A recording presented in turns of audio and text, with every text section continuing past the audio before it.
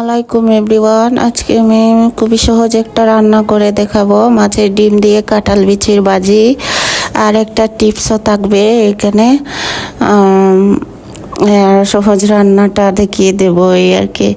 তো আমি প্রথমে পেঁয়াজ আর কাঁচামরিচটা ভেজে নিলাম হলুদ মরিচ আর জিরা গুঁড়া দিয়ে। তারপরে আগে থেকে কেটে রাখা কাঁঠাল বিচিটা দিয়ে দিলাম, কুচি কুচি করে কেটে নিয়েছি। তো কাঁঠাল বিচি দিয়ে ভালো করে নাড়াচাড়া করে ঢাকনা দিয়ে ঢেকে দেব। আর এখানে লবণ দিলাম, রেগুলার সল্ট স্বাদ মতো দিয়ে বিচির সাথে মিশিয়ে ভালো করে নাড়াচাড়া করতে থাকলাম। আর যেহেতু এটা ভাজি, এই জন্য একটু বেশি নাড়াচাড়া করতে হবে, বেশি কি নাড়াচাড়ার উপরেই ভাজিটা রান্না করতে হবে। যে কোনো ভাজি নাড়াচাড়া করে রান্না করতে হয়, মানে বেশি নাড়াচাড়া করতে হয়। তারপর আমি 4-5টা খালি করে মাঝখানের মধ্যে দিয়ে দিলাম সিদ্ধ করা মাছের ডিমটা। তো মাছের ডিমটা আমি কিভাবে সিদ্ধ করছি একটু বলে দেই আপনাদের সুবিধার জন্য।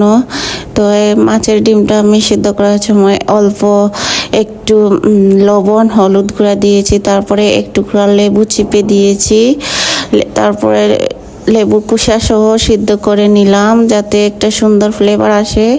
আষ্টে গন্ধ থাকলে চলে যাবে, আর একটার গায়ে আরেকটা লাগবে না, ডিম জোড়া থাকবে, এই জন্য লেবুর চিপে দিলাম। এটাই হচ্ছে টিপস। আর এইভাবে সিদ্ধ করে দেখবেন অনেক মানে সুন্দর সিদ্ধ হবে, আর কোনো ধরনের আষ্টে গন্ধ থাকবে না।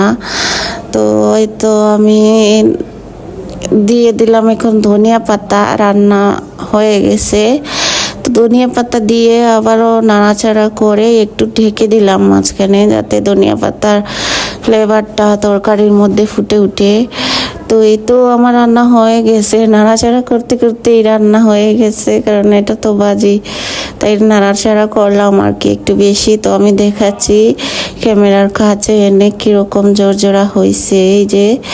আর আমি উপর থেকে এভাবে ফেলে ফেলে দেখছি যে খুব সুন্দর করে হয়েছে, মানে ইয়ে করে জোড়া হয়েছে আর কি। তো আমি দেখাচ্ছি উপর থেকে ইয়ে করে।